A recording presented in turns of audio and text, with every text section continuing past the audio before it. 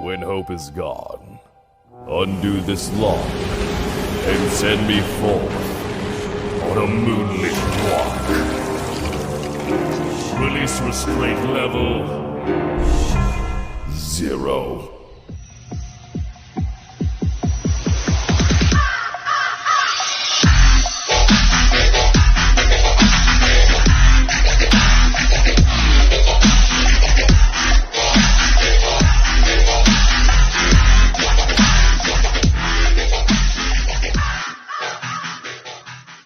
Hey kids, wanna see a dead body? Hi guys, this is the Void of the Ravenclaw. Welcome back to another fanfiction story. If you like this type of content, smash the like button and subscribe for future video and updates that I do post on my community tab frequently. Now, before we begin our story, I'm recording this during my 2-week break.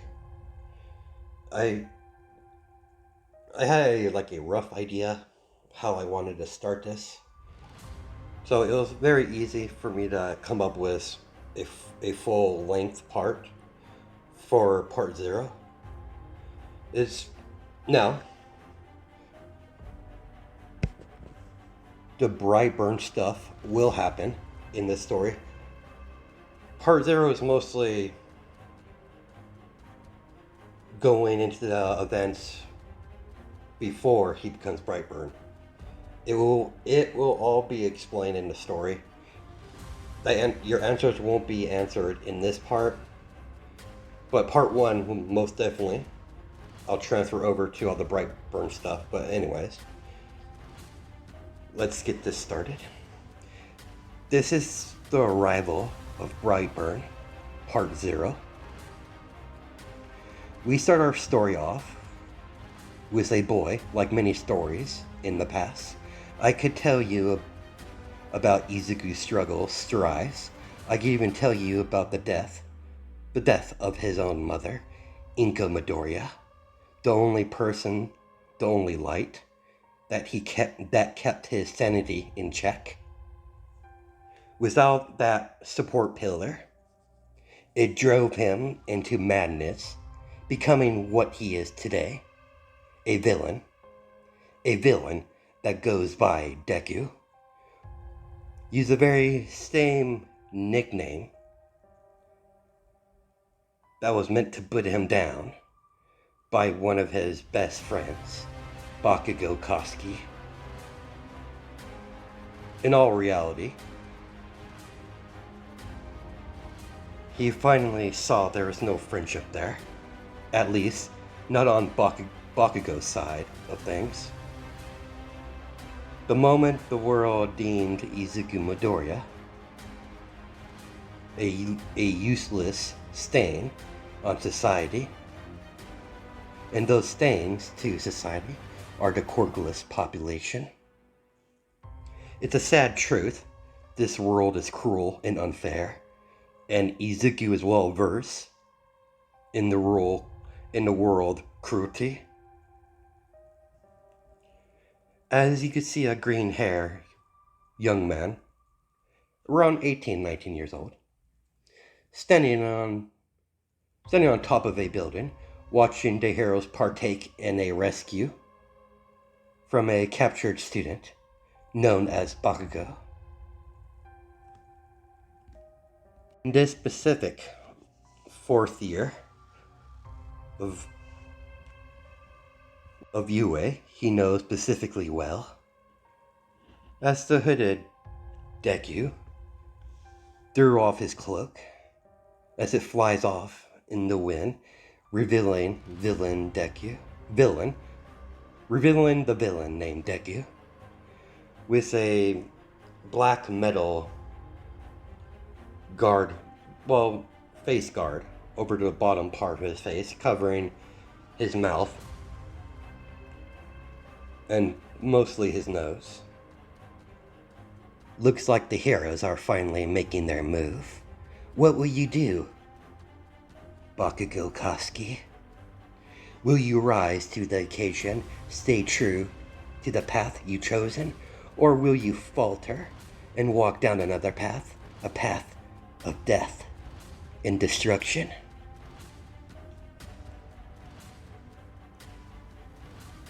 Don't think I forget about you, League of Villains.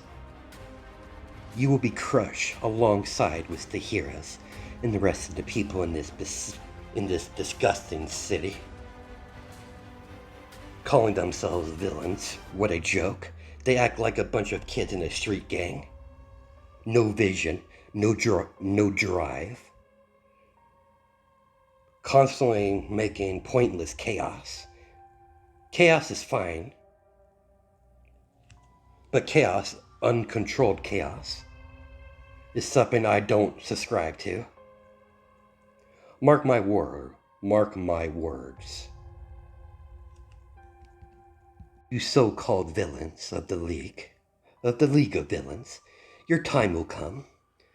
I just have to wait patiently for the true leader of the League of Villains to reveal himself. Oh, intriguing. Look at that. It looks like the #1 hero himself has finally arrived. Things are going to get a lot more interesting. Deku contact his people. Is it through his earpiece? Is everything ready? Yes, sir. The nuclear devices have all been armed and prepped. And they've been placed where you requested them to be placed. In all of the major cities in Japan. Good. Don't start the countdown until I give you the order. And once the countdown does start, I suggest you get out of the city and stay away from the other major cities. I'm feeling they're going to be very unhavable real soon. Yes, sir. Deku disconnected his call. You get what's coming to you, all of you. Heroes, villains. No one will be spared. You will get your just rewards. After today, the so-called society will be shaken up to its core. As Deku starts to laugh, like a madman, with his head tilted backwards, with his hand over the right side of his face, as he continued to laugh like a madman. Deku might call himself a villain, but he doesn't really care about that. Only a method that he needed to use. It was always meant to be a means to an end. Just wants the world to suffer. He wants Japan to suffer. If he can't have happiness, no one will. He is fully prepared to die in the nuclear blast as long as he takes everyone with him. He could care less. He knows there might most likely be a few survivors, but Japan would be completely uninhabitable because of the high radiation that would be released. This is his vengeance on this fucked up society that got his mother killed just because she accidentally got between a hero and a villain in a very intense and dangerous battle. Thing he's done to this point led him here at this current time and place. He knew the assault on the League of Villains headquarters would definitely draw out All For One out of his hiding hole. Out of his hiding hole. Yes, Deku knows who the man is. He knows him by reputation, the boogeyman of the criminal underworld, and he's going to kill him. How he's going to kill him? He's going to kill him with a more advanced version of his mother's quirk that he created using his own mother's DNA, her blood, and pieces strand of her hair to copy her quirk, then upgrade it to a pulling object to yourself, to a full-blown powerful telekinesis quirk that branches off to other side abilities like cryokinesis, and other side abilities granted through the main ability of a powerful telekinesis if you're strong enough with it. Soon, Mother, you will be avenged. You just have to wait a little bit longer. Suddenly,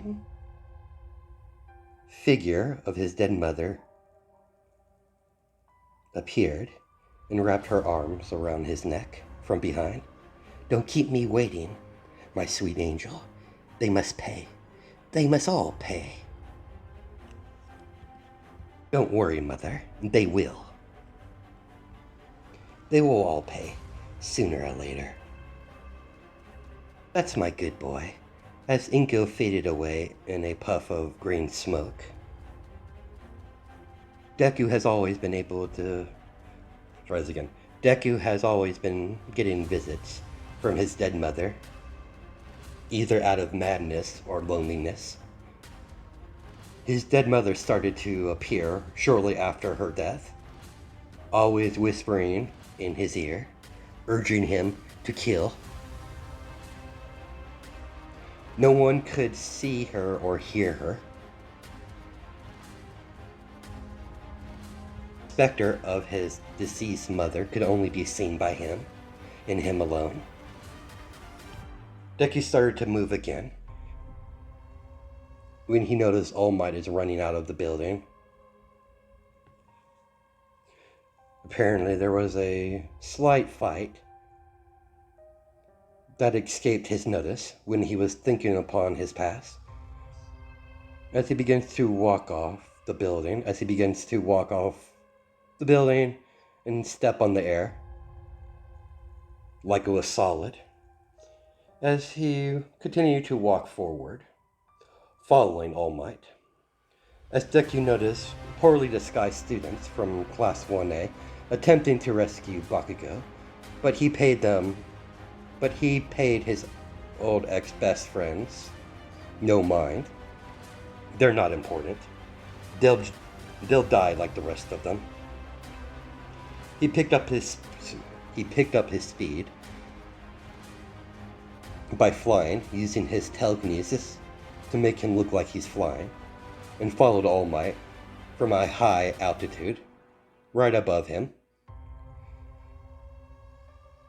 He even flew higher than the helicopters that are flying around and broadcasting the encounter with All Might and All For One.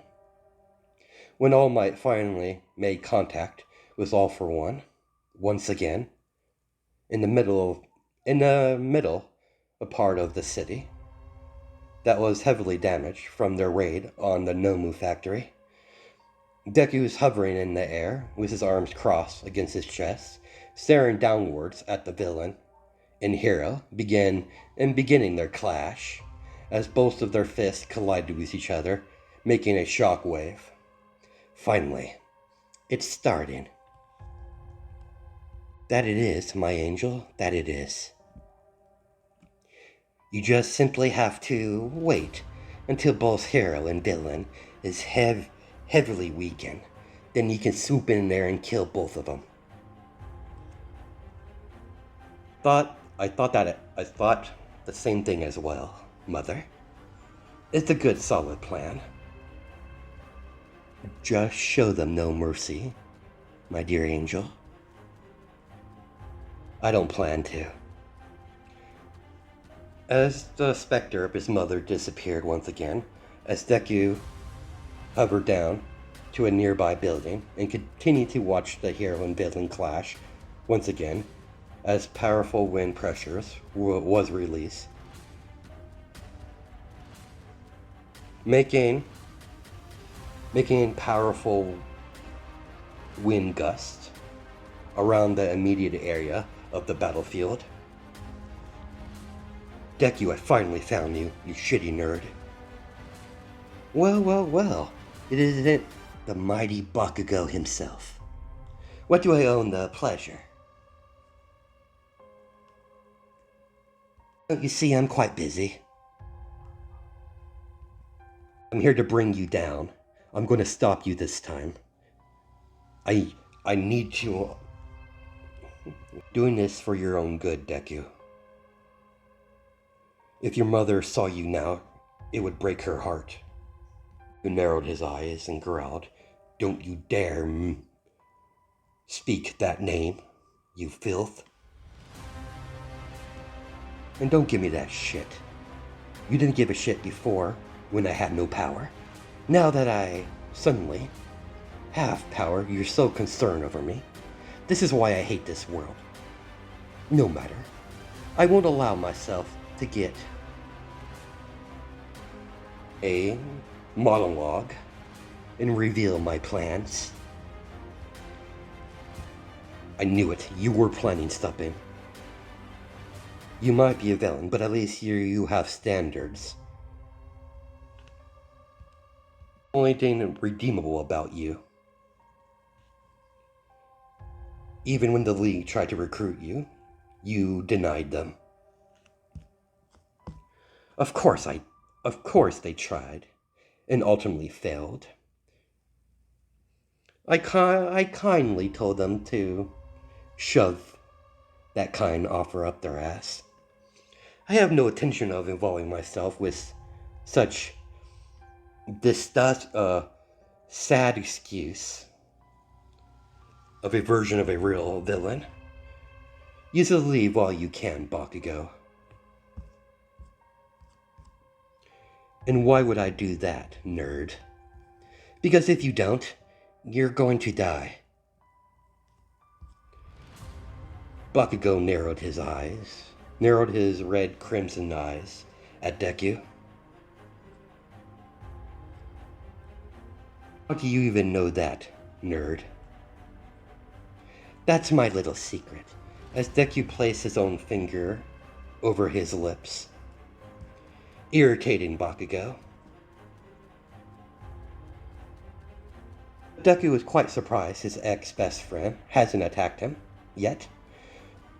He's never been known for his patience, or his control of his anger. The Bakugo he knew had no control over such things. I wonder what happened to you. You seem different, composed. You almost look like a normal person. At least act like one.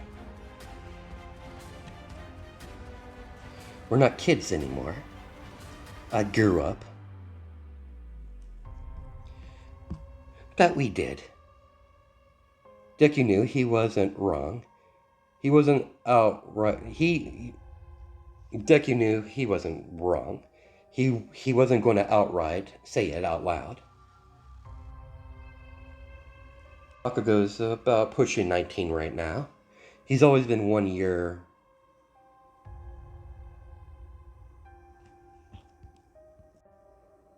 He's always been 1 year older than Deku.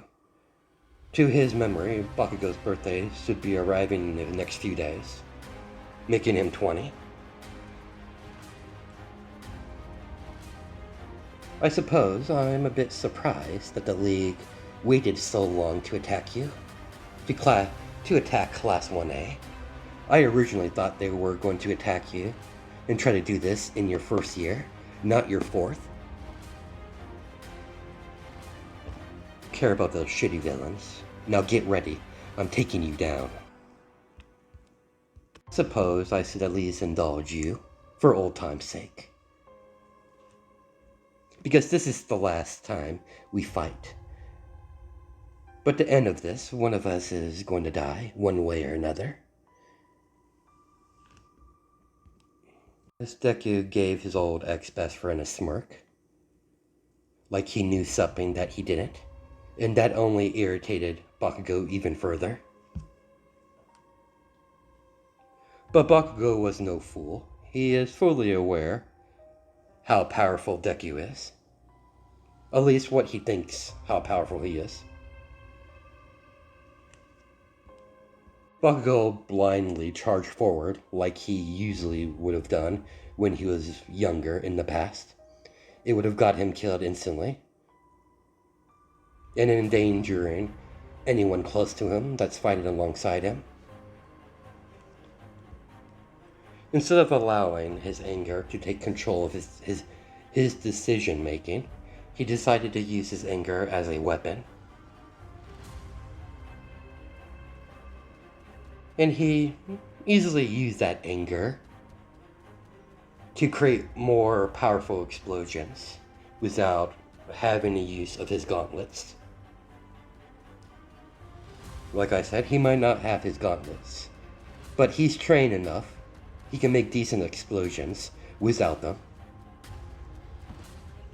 Deku, seeing his caution approach, raised a singular eyebrow. He didn't let his guard down, though. It finally happened. Bakugo charged forward. As he released an explosion point-blank range, but unfortunately for Bakugo, Deku easily redirected the explosion with his telekinesis. With the danger no longer being immediate by the explosion, Deku began to land a variation of combination strikes by slamming his fist into the side of Bakugo's ribs, then following up the rib shot with an elbow face of Bakugo. Bakugo tried to retaliate, only for Deku to just simply dodge out of the way and slam his elbow into his throat. He was too busy coughing up trying to catch his breath to notice a spin kick that lands at Mark right across Bakugo's face, kicking Bakugo extremely hard, forcing him to go fly off the building, right into another building by crashing right through the glass window. Deku floated down to the building, right across from the building that he sent Bakugo, as he hovered down to the broken window and used his telekinesis to pull all the broken glass that started to hover around Deku harmlessly as he slowly begins to float inside the building by going through the window.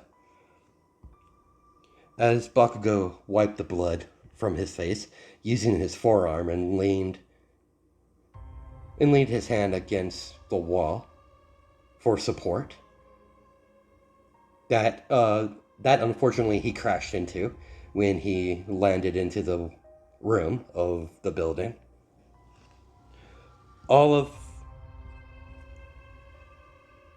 As Bakugo hear footsteps land gently on the ground, as all of the broken glass shards that are floating around Deku slowly turn towards Bakugo with their points, or the pointy ends, targeting him. It was one single motion of his arm downwards. All of the floating broken glass shards fly forward towards Bakugo. Bakugo moved without thinking and rolled out of the way as the flying pieces of glass shards shot and pierced right through the wall. Bakugo took his eyes off of Bakugo. No, sorry. Bakugo took his eyes off of Deku for a brief second. But before he knew it, he was already floating in the air. What the hell you're doing, nerd? Just testing out how well you can fly. As an unknown psychic force launched Bakugo out of the window, breaking right through one of the unbroken windows, smashing right into the glass, as he landed on a hood of a parked car on the street. Bakugo coughed up spit and rolled off of the car, falling on his stomach onto the hard street surface of the road. As Bakugo could hear Deku slowly floating downwards as his feet hit the ground. On the street level, it began to walk towards him slowly, as Bakugo growled and clenched his teeth, as he pushed back all the pain and got to his feet slowly, and got into a fighting stance. He spit out some blood from his mouth to the side, watching Deku approach. I had a feeling one day this would happen. One day one of us wasn't gonna walk away from this.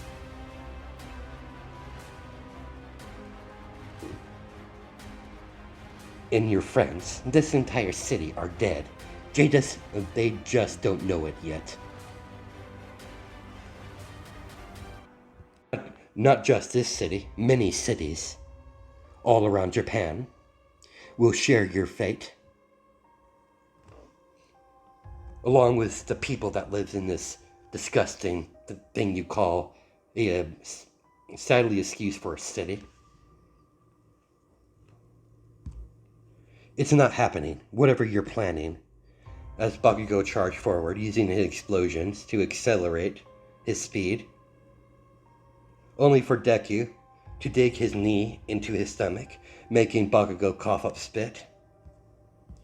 Deku immediately blasts him using a psychic shockwave of psychic energy, forcing Bakugo to fly into several more vehicles that park on the side of the road, as he started to hit each car after another like a rag doll until he finally stopped moving, as he finally stopped rolling in the middle of the street, skidding across the hard surface, scraping his elbows and knees.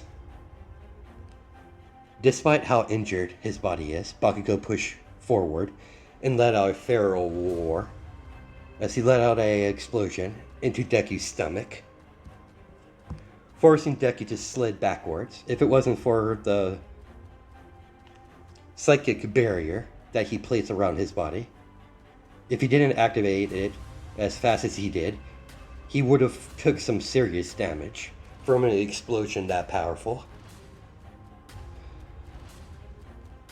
Deku's psychic barrier disappeared around Deku as Deku shot his hands forward towards Bakugo.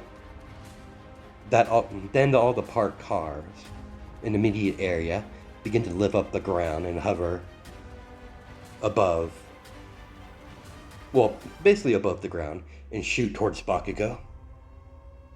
Bakugo managed to dodge the majority of the cars that are flying towards him.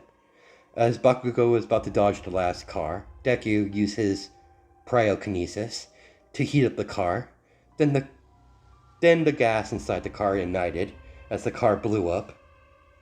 The force of the explosion sent Bakugo flying with intense force into a brick wall. Then Deku, using his telekinesis to rip off several street signs and stop signs off of the street, and begin to throw them using his telekinesis at Bakugo. Bakugo used his natural instincts to roll out of the way from the flying street signs. As one of the street signs got real close, it nipped him on the side of the cheek on the right side of his face, as blood begins to trickle down his face. As Bakugo begins to breathe heavy. What's the matter, hero? You already out of steam? Go to hell, you bastard. As he leaped forward, only for Bakugo to get lifted up the air once again and thrown into another wall by Deku using his telekinesis. He slowly begins to walk towards Bakugo, getting into blasting range. When he walked towards Bakugo, the angry blonde was playing possum. When Deku got close enough, Bakugo unleashed a massive explosion with his two hands, only to his horror, as he watched his explosions get caught by Deku with his telekinesis. I believe this is yours. I'll return it, my friend. As he slammed the explosion into his stomach, making Bakugo go flying through the wall, as he was sent flying into the other side of the street on the other side of the brick wall, as Bakugo slammed into a park van hard, indenting the metal.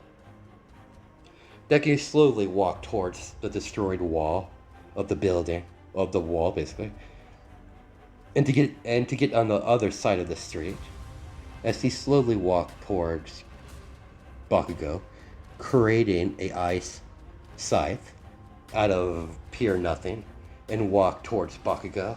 I can't pronounce that. Menacingly. I'm scratched that. I can't say it for some reason. I'm a bit tongue-tied right now. But anyways, let's continue. This is the end, my old friend. You die here today. Don't worry. As he raised up his weapon above Bakugo's head. Your friends and family will be joining you shortly. As he swung down his ice scythe, ready to chop his old ex-best friend in half, only for his attack to get blocked by a redhead with some sort of hardening quirk, blocking his ice scythe from killing his target. Without looking if his scythe is broken or not, Deku tossed the new arrival with his telekinesis, making Kirishima go flying through several cars until a solid brick wall stopped his momentum. Kirishima was lucky. He hardened a good portion of his body, so he wouldn't severely get injured by that powerful psychic throw. You heroes are like cockroaches. More of you just keep crawling out of your little hiding nest. But I do like a good challenge. Come at me, Bakugo and Kirishima. The two heroes in training didn't bother replying. They charged forward. Bakugo took point, while Kirishima took up the rear. Deku dodged the initial explosion, but wasn't expecting Kirishima to come in with a rock-covered fist. Deku might have not expected that from Kirishima. But Kirishima stood no chance, much like the past fights before. Deku instantly put up his psychic barrier around his body, absorbing the attack.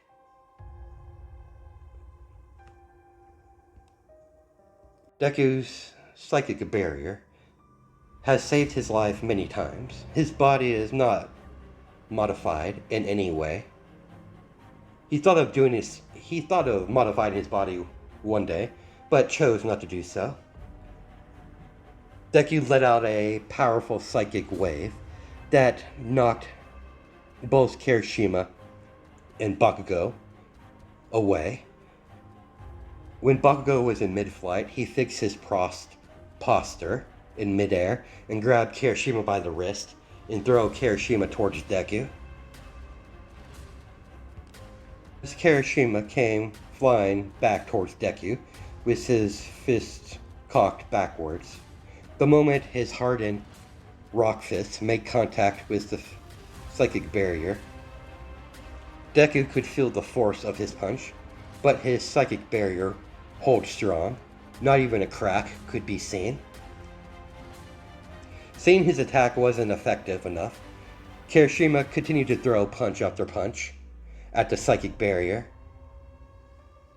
But the green dome barrier was slowly but surely beginning to crack.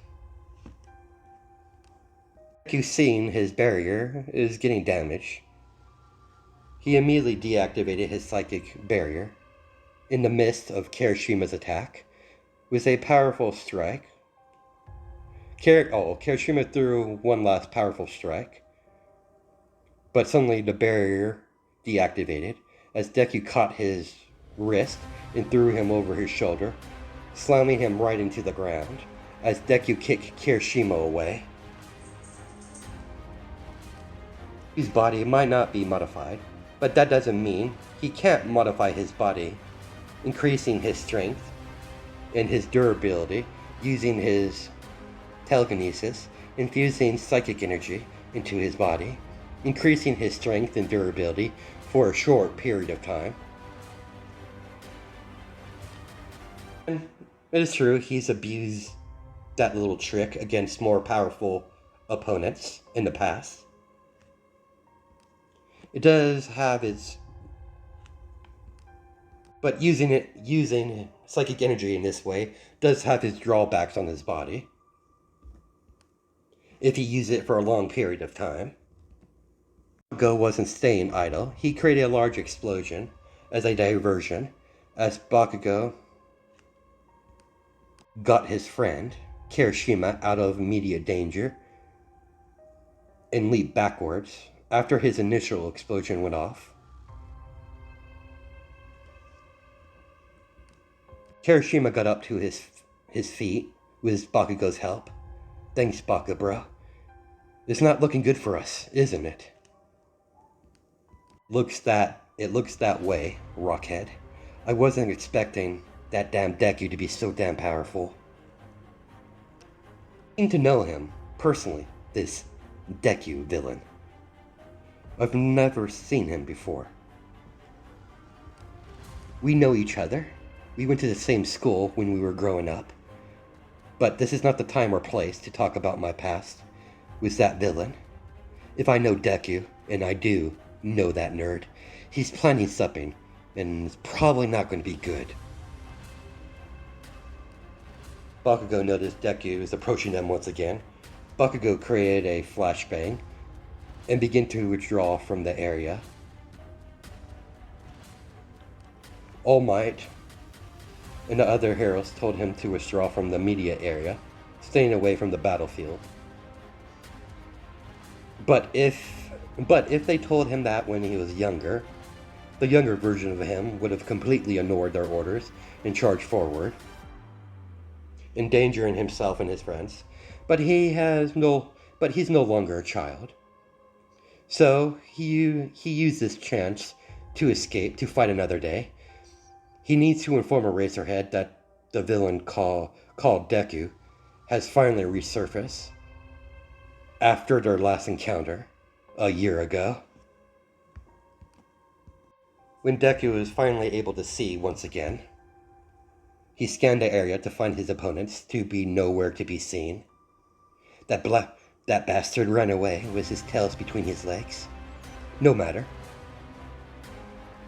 As he begins to walk towards the source sounds of battle from All For One and All Might, just a mile away from his current location, as he walked into that direction with a smirk on his face. Everything is almost in place.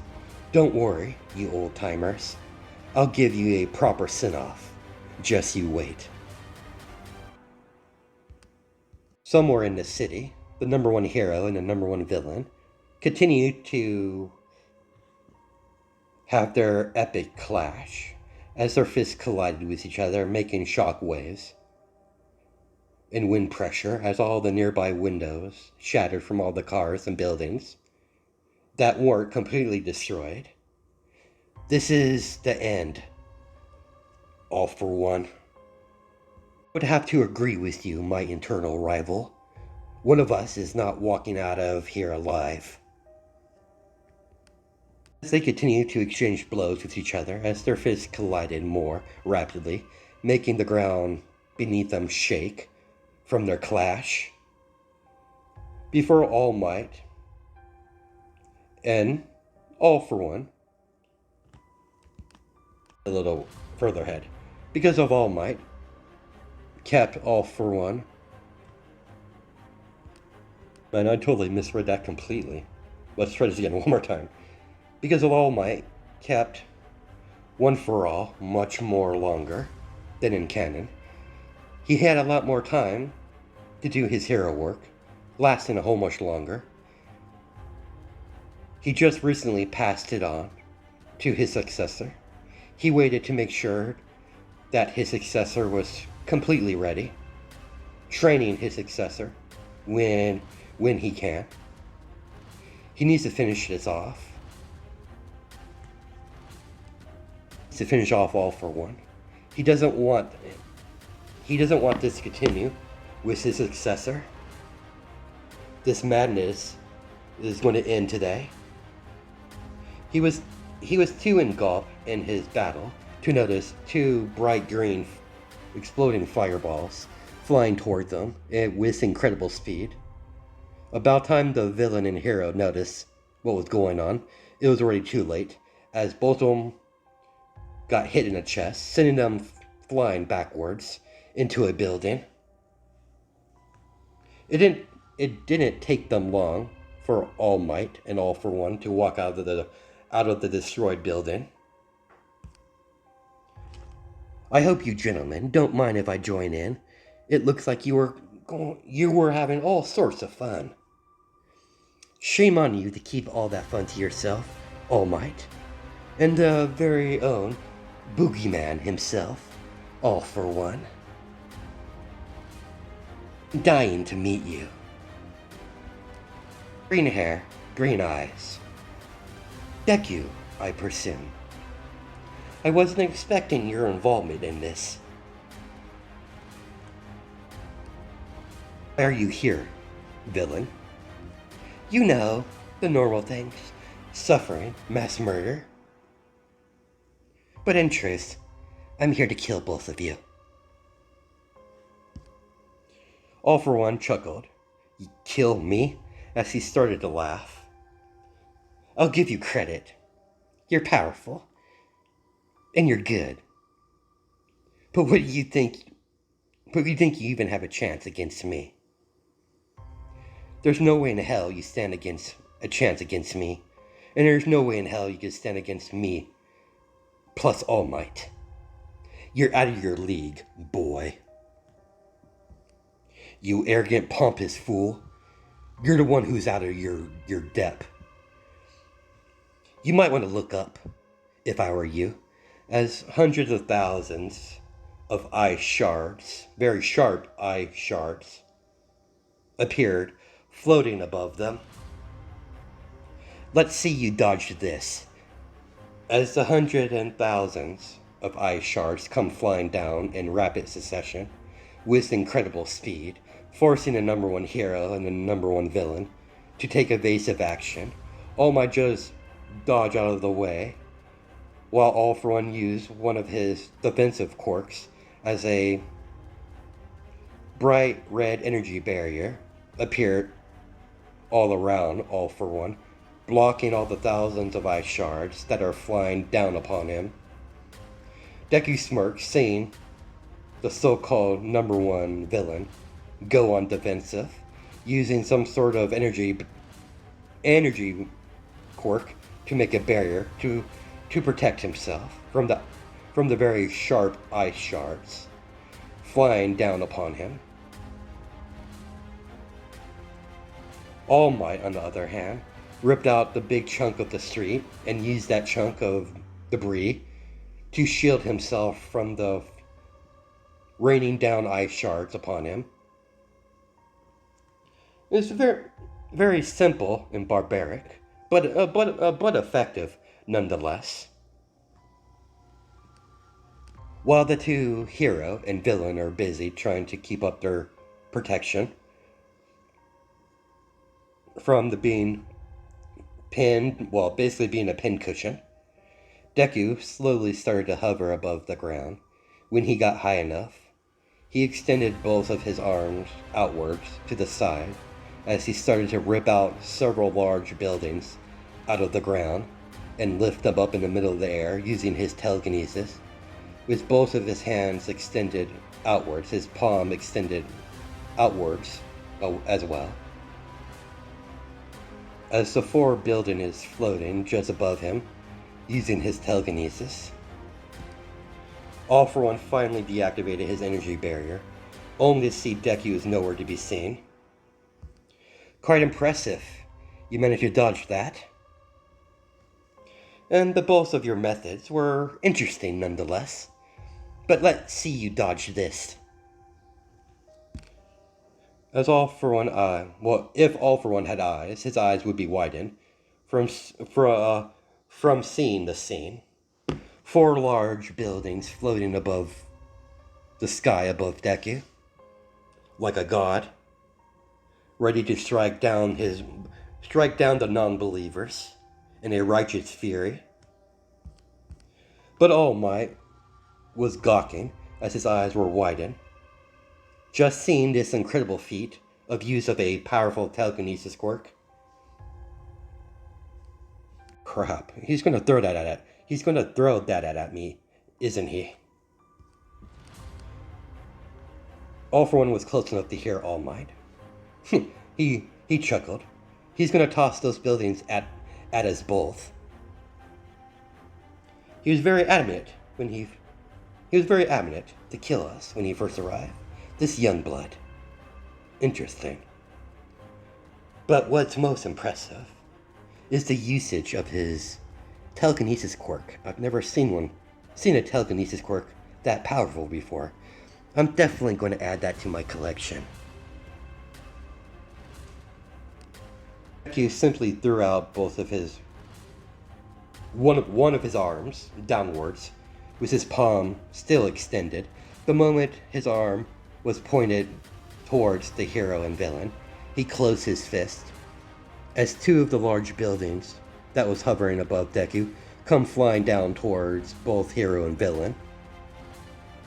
All Might had no trouble. He just simply had to use a smash,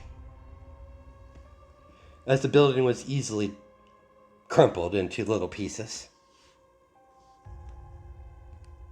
But All Might knows he's losing time, and he's losing time rapidly. With this continuous of this battle,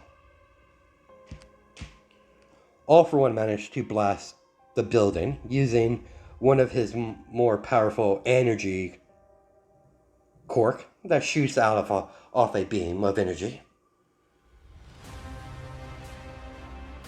But when All for One looked upwards using one of his quirks that he always used to be able to see because of the lack of having that certain organ allowing him to see, Deku was nowhere to be seen. The two buildings that were left were still floating above the air, harmlessly. Deku teleported right above All for One behind him, as he created an ice scythe in mid-swing, ready to chop down All for One in half. That's where we're going to stop it. Hope you guys have a good night and day. Enjoy my time stamps and all that. Don't know how many I'll make before my 2-week break ends, so there might be more than one. A good chance that might happen. Anyways, I'll catch you in the next video.